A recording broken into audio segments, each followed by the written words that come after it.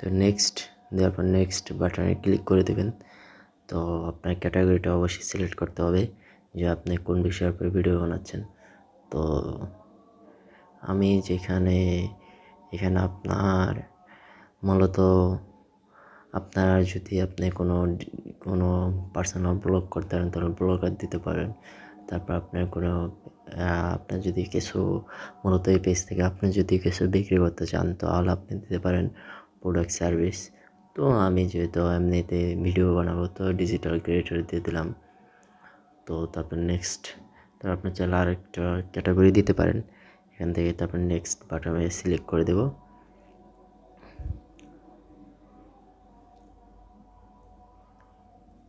Loading আছে, সময় নেবে। তারপরে যদি আপনার কোনো ওয়েবসাইট থাকে